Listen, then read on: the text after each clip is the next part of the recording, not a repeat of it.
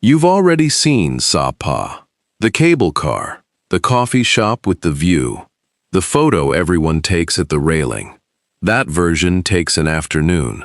The real one took 1,000 years to build, and it is standing right behind the one in the postcards, close enough to touch, and almost nobody turns around to look. A staircase of standing water, cut into a cliff by hand. A path down that cliff that families walk before the sun clears the ridge. A writing carved into stone that no living person can read.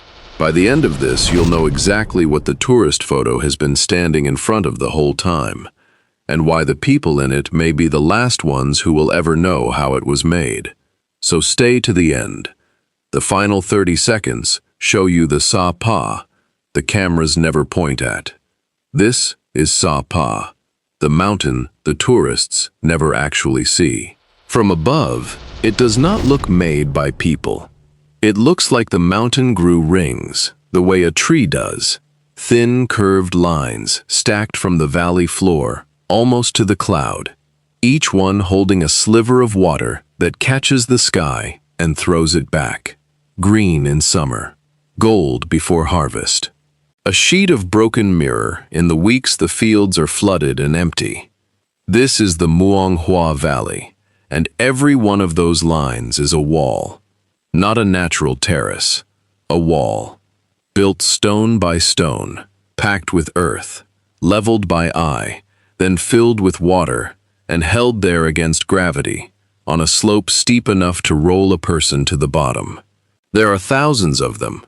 Some run the length of a football pitch, some are barely wide enough to stand a buffalo on. Stacked one above another, they climb the better part of a kilometer of vertical mountain. The height of Britain's tallest peak, cut into steps, each step a field. No engineer designed this. No survey marked it out. Families did it, over generations, one wet season at a time, and then handed the walls to their children, the way other people hand down a house. Count the water another way. Each terrace is a small reservoir, and a single hillside can carry hundreds of them, one draining into the next in a chain that has to be timed by hand. Open the wrong wall at the wrong hour, and you flood the family below you, or starve the crop above. The whole slope is one machine, with no moving parts but water, run by people who never wrote a line of it down. The plans live only in their hands. When a person dies here, a small piece of the mountain's operating manual dies with them. The mountain does not approve of this. It never did. Water wants to run downhill and take the soil with it. The whole point of a mountain is that things fall off it. Every terrace here is an argument with that fact, and the argument has to be won again every single year. A wall that fails in the monsoon does not fail politely. It takes the field above it, and often the field above that, and sometimes the family standing in it. One collapsed wall could erase a year of food. They built upward anyway. That is the thing to understand before anything else about this place. Nothing here is scenery. It is all load-bearing. But a wall is only the beginning of the problem. The real work happens on the slope it holds. Watch a farmer move across a terraced hillside, and the first thing you notice is that they are never standing straight. The ground under the fields tilts at angles that would be called a cliff anywhere else. 30 degrees, 40, sometimes more. On that pitch they plow, they plant, they carry, they harvest. Bent sideways into the hill, with one leg always higher than the other. A slip in the wet is not a stumble. It is a fall, with a floor a long way down. They do it barefoot as often as not. Boots slide, toes grip. Machines never came because machines cannot stand here. No tractor holds this grade. The ground is worked with a short hoe, a curved blade, and a back that learns the angle in childhood and keeps it for life. Everything that enters or leaves a high field does so on a person. Their whole working life happens on a surface most visitors would refuse to walk across empty-handed. Now add the animal. Higher up the same valley, another kind of labor waits, the flooding and turning of the fields before rice can go in.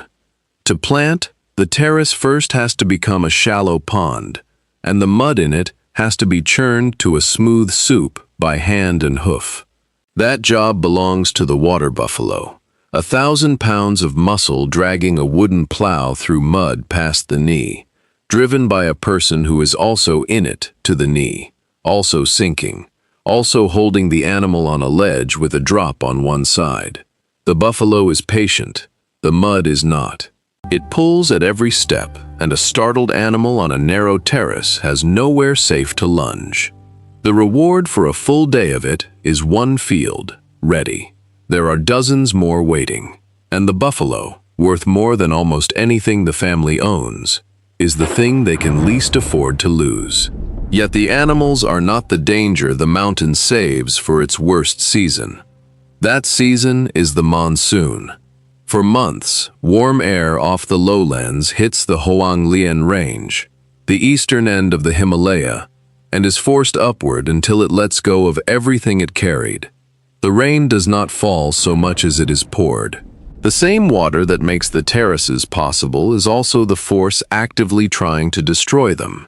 And in the wettest weeks, the mountain simply lets go.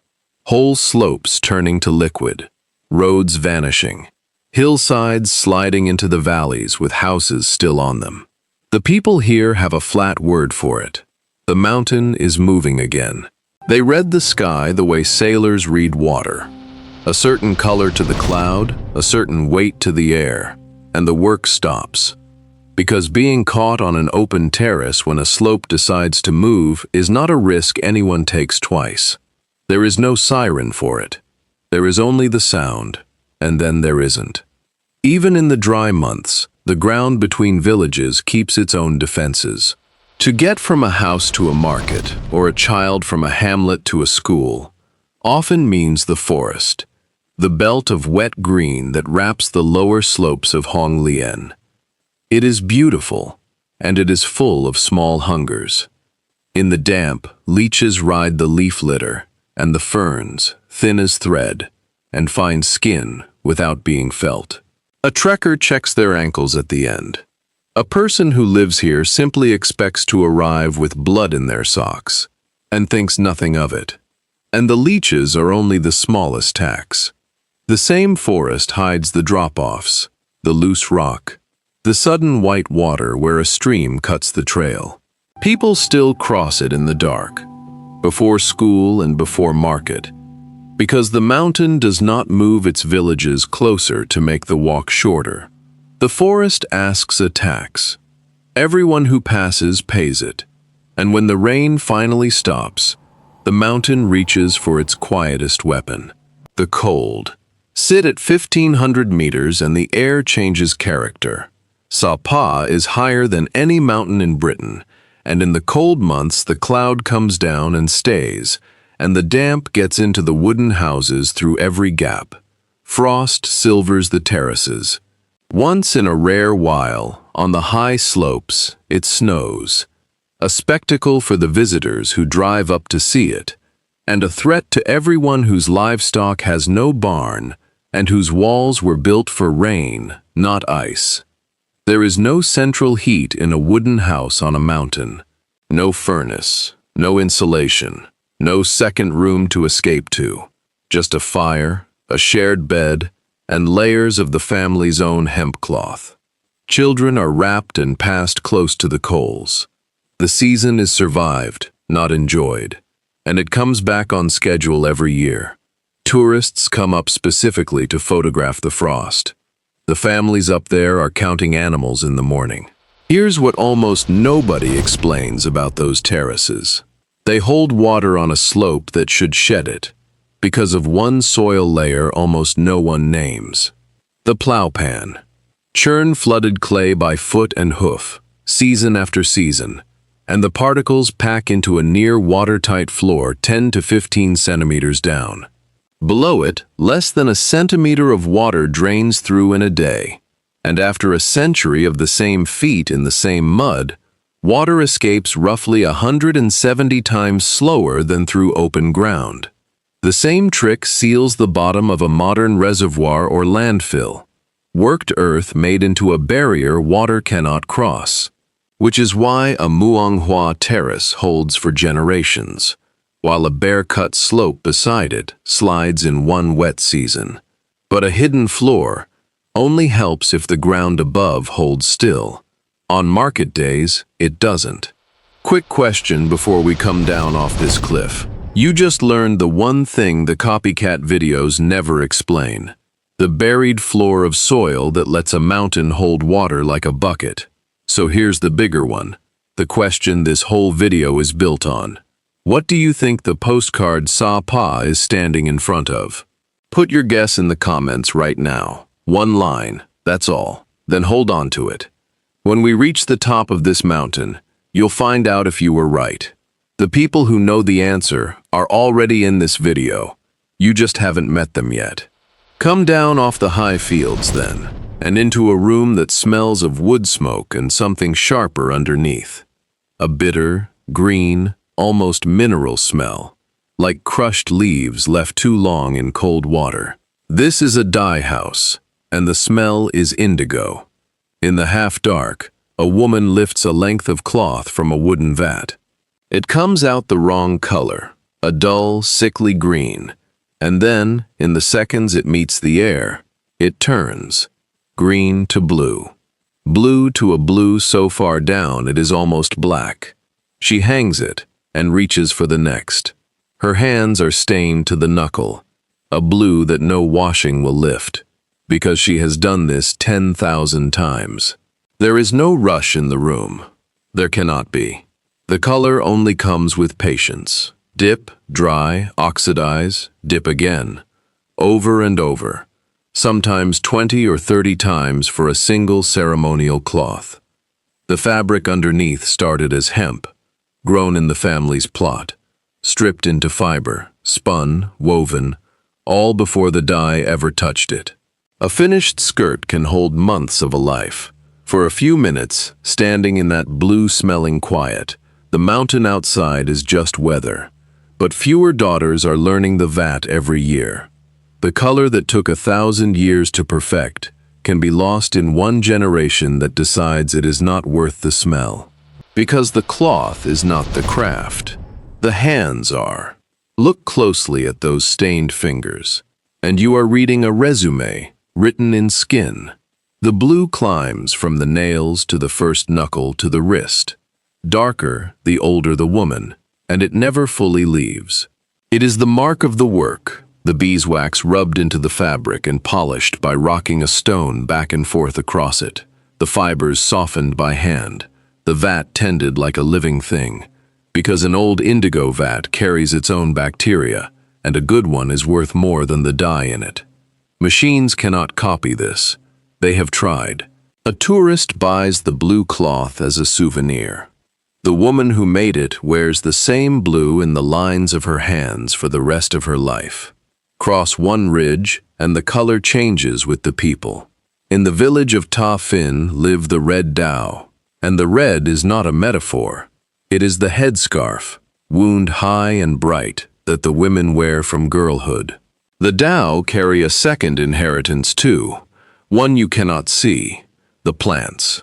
For generations, the women here have gathered dozens of species off the mountain and cooked them into a steaming herbal bath, a medicine used after childbirth, after hard labor, after cold that gets into the bones.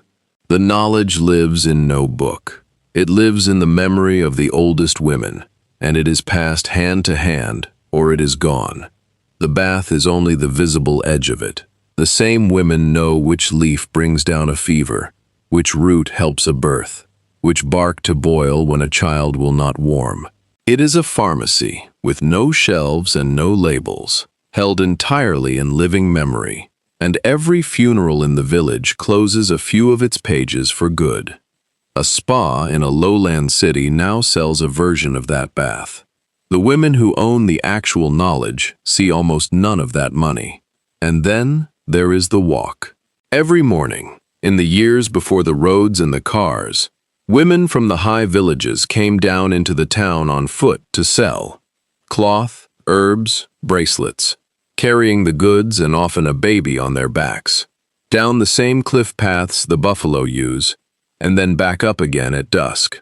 Hours of climbing, both directions, treated as the ordinary front and back end of a working day. The outsider pays a guide to walk a fraction of it and calls it a trek. For the seller, it was simply the commute. Same path. One person is on holiday, the other is at work. Down in the town, before dawn, the mountain's whole economy is laid out on the ground. Bundles of herbs cut on the high slopes, cloth that took a season to dye, live chickens, mountain honey, baskets of the small hard plums that grow up here and nowhere warmer. The women who carried it all down price it in the local money and in something no tag ever shows. The hours of climbing folded into every item. A bracelet that sells for the cost of a coffee back home is an afternoon of walking just to reach the buyer.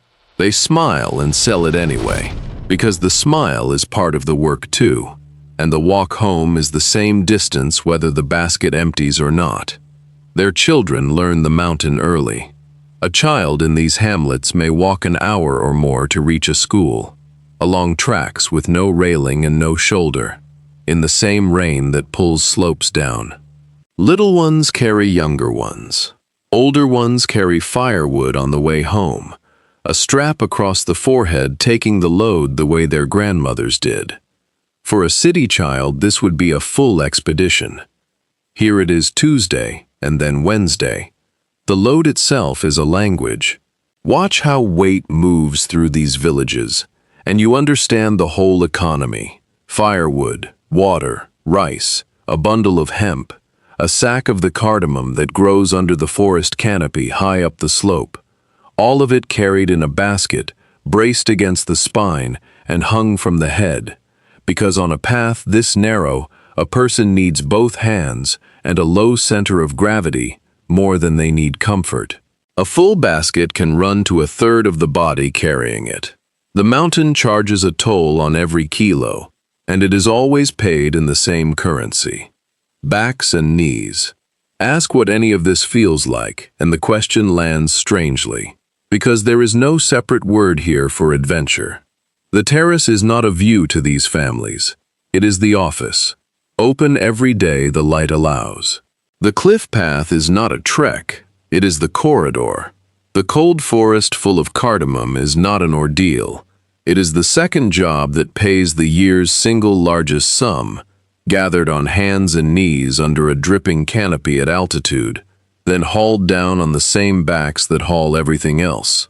What a visitor does once, and photographs, and talks about for years, is simply the shape of an ordinary week. Even the celebrations are heavy. A H'mong wedding still moves on silver. Coins and neck rings handed over as a family's savings made visible. And on cloth, because a woman may spend part of her life making the hemp garments she will one day be buried in. When a marriage is made, the silver comes out of the box where it has waited, sometimes for a generation. Because on this mountain, wealth was never a number in a ledger. It was weight you could wear, hand over, and see. The most important things in this economy are the ones a hand can make and a mountain cannot take back. Everything valuable here is either grown on the slope or made by the people on it. Nothing arrives easy. Above all of it stands the reason the weather behaves the way it does. Fansipan, 3,143 meters, the highest point in Vietnam, and in Laos, and in Cambodia, the highest ground in all of what was once called Indochina, more than twice the height of anything in Britain. People call it the roof. The stone in it is old past comprehension. It began forming around 250 million years ago, before the first dinosaur stood up. It is the far tail of the Himalaya, run all the way down to the tropics, and it makes its own weather. When the lowland air is warm, the roof is not. Near the top, even in summer, the temperature sits close to a few degrees above freezing. In winter, it drops below. For most of history, there was no easy way up. Reaching the summit meant days on foot through forest that never dries, sleeping cold, climbing into thinner air where the wind takes any warmth the sun gives. The cold does not announce itself. It just starts closing down the fingers, then the sense in the feet, then the judgment, in that order. The people who lived on its lower slopes did not climb it for a view. They lived beneath it, because the same height that makes it cruel makes the valleys below it wet enough to grow rice. The mountain that tries to freeze them is also the reason they can eat. Now a cable car runs to the ridge in 15 minutes and lifts more than a kilometer of height in the time it takes to drink a coffee. What took the strongest guides 3 days is sold as a morning. Crowds reach the summit marker who could not have walked the first hour of the old trail. The roof did not get lower. The distance to it did. And the mountain is still up there, doing what it has done for 250 million years, indifferent to every person who reaches the top. It does not know they came. It never will. The mountain will never know those families were there. But you're about to meet them. Everything so far has been the setting. The height, the cold, the stone that forgets everyone who touches it. What comes next is the cost, the people who live under it, and the 1,000-year-old way of living that's going quiet while the cameras are still rolling. If you want to keep reaching places like this before they vanish, not change, vanish, subscribe. This channel points the camera where the tour buses turn around. There's more mountain left, and it's the part that stays with you. But height is not the strangest thing this valley holds. That is down among the fields, and it is easy to walk straight past. They look like ordinary boulders, gray, weathered, half sunk in the grass beside the terraces in the stream, the kind of stone a farmer leans a tool against. Then the light catches the surface at an angle, and the lines appear. They are carved, hundreds of them, spirals, human figures, what look like stilt houses, what look like maps of the very valley they sit in, and rows of square marks that resemble writing. A French researcher documented them in the 1920s, and the questions he asked have never been answered. Who cut them? When? And most of all, what they say. No one can read the marks. Scholars cannot even agree on the age. The guesses run from a few centuries to a few thousand years apart. What they do agree on is stranger. The people who made these carvings were already gone before the H'mong and the Dao ever arrived. The families farming around the stones today did not carve them, and do not know who did. A message was left here, in stone, on purpose, meant to last. It lasted, and the meaning did not. There is a smaller riddle, folded inside the large one. The stones do not seem randomly dropped. Researchers who mapped them found the placement oddly deliberate, certain boulders set in relation to others, in ways that feel intended, and refuse to resolve into any pattern a person can name. Someone arranged this. The arrangement outlived the reason. Lift your eyes from the stones, and the valley plays its second trick.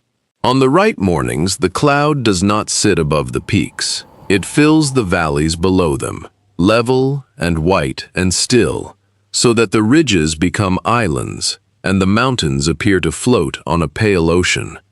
It looks like the sea. There is no sea within 300 kilometers.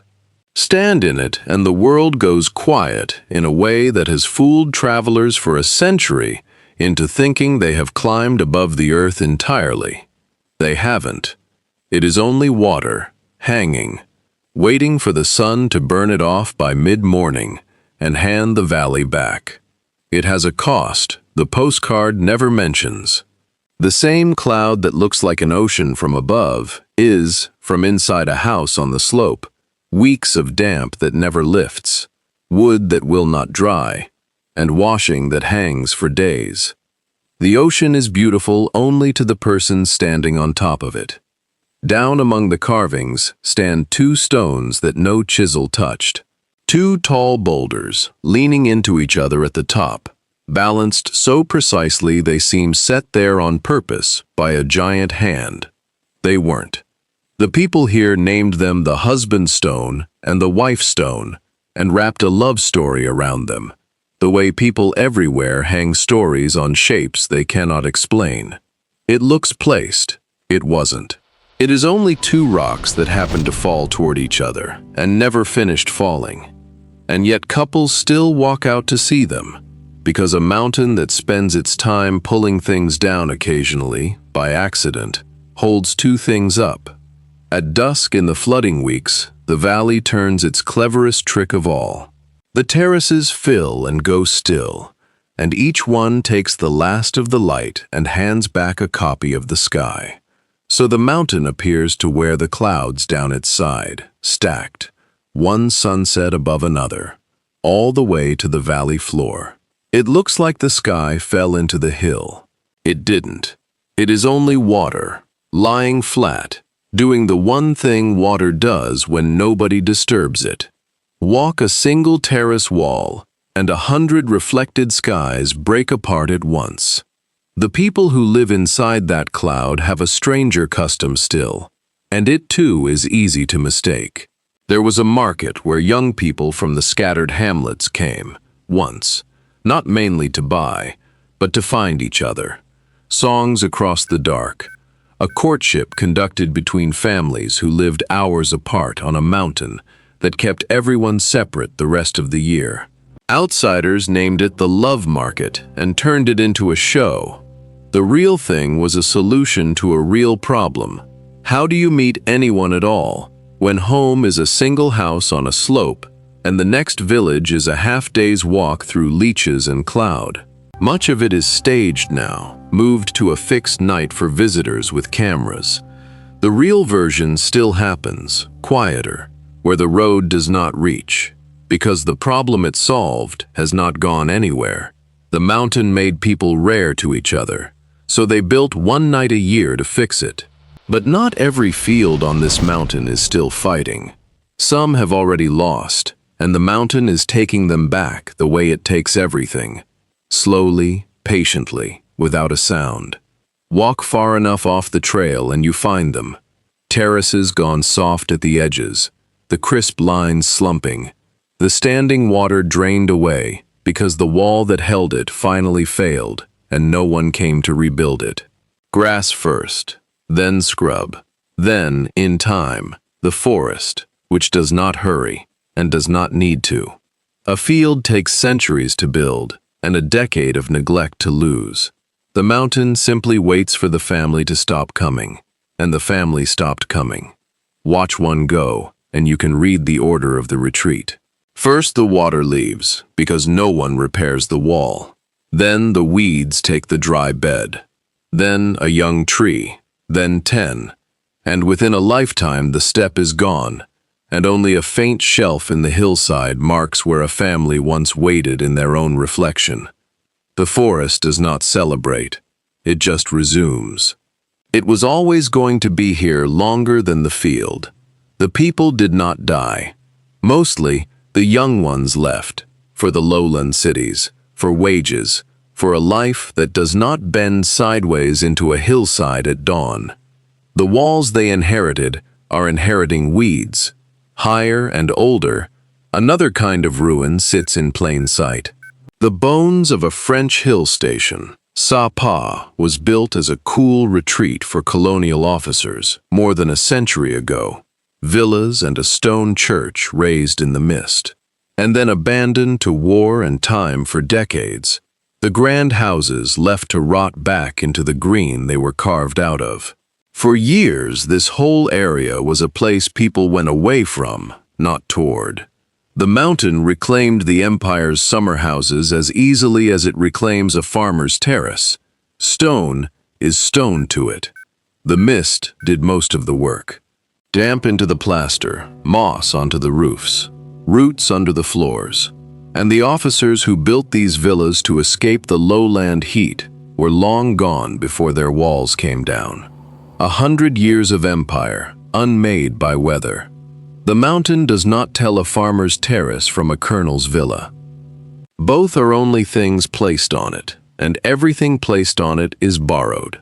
Some families, though, refuse to leave. In the highest, hardest hamlets there are still households who stay where staying makes no economic sense. Because the graves are there, the walls are theirs. The mountain is the only home the name has ever had. Their children go down to the city and send money up. The parents keep the fields alive out of something the ledger cannot hold. There is a particular quiet in those houses. A grandmother tending a fire in a room built for 8, cooking for 2.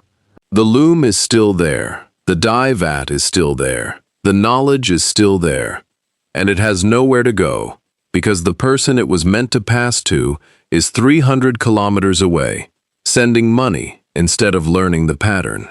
She keeps the fields alive anyway. Someone has to be the last to know how, and she has decided it will be her. When she goes, the walls will start to slump like all the others, and the forest will begin its slow, patient return. Their staying is not stubbornness. It is the last thread holding a place to its people, and everyone in the house knows it is thinning. For most of its life, the old Sapa was safe precisely because it was too hard to reach. The distance protected it. The cold protected it. The days on foot protected it. Then the distance collapsed. Not over centuries, over about a single decade. A paved road, then a bigger one. Then, in 2016, a cable car that erased the mountain's last defense in 15 minutes. The town that had been a quiet cluster of wooden houses in the cloud became a construction site almost overnight. Concrete hotels rising on the ridgelines. A valley that had changed at the speed of stone, now changing at the speed of money. What the monsoon could not do in 1,000 years, a rival did in 10. And now the frozen aftermath. Not ruins, but the strange still life of a place caught mid-transformation. The old stone church still stands in the square, exactly where the French left it, surrounded by neon and coffee chains. A grandmother's loom sits in the corner of a house that is now rented to strangers by the night. The buffalo track that a family walked for 6 generations is under fresh asphalt, and the buffalo is gone, and the family runs the guest house. The old life did not vanish, though. That is the last turn. It did what the people here have always done with the mountain. It did not win, and it did not disappear. It moved. Up, out of the frame. To the hamlets the road has not reached yet, the fields above the last hotel, the houses where the vat still smells of indigo, and the children still walk the cliff to school. The Sapa in the photographs is real. It is just standing in front of the other one. Zoom out, one last time, over all of it. The staircase of water, climbing into cloud. The hands, stained a blue that will not wash away. The gray stones in the grass, carrying a message no one alive can read. The white false ocean, filling the valleys at dawn. None of it was ever a view. It was a bargain, struck between a mountain that has been shrugging things off its slopes for 250 million years, and a people who decided, against every reason, to hold their ground on it anyway. They did not conquer this place. No one conquers a mountain. No treaty, no surrender, no final win. Only terms, renegotiated every season, paid in backs and knees and blue-stained fingers. The tourists come for the mountain. The mountain has already forgotten them, but it remembers the people who stayed. Because they left marks it will take another 1,000 years to erase. One last thing, and then the mountain can have the quiet back. The next time a photo of Sapa slides across your screen, the cable car, the coffee, the perfect railing, you won't see it the same way. you'll know there's a whole mountain standing right behind it. The blue hands, the staircase of water, the message in the stones that no one can read. If that changed how you see the picture, do 3 small things, and each one matters. Like this video, so it reaches someone still looking the wrong way. Send it to the one person you know who travels, the one who'd actually turn around and look. And subscribe, because there are more of these mountains to climb, and every one of them hides a side the tour never shows. The photo you scroll past is real. Now you know what it's standing in front of.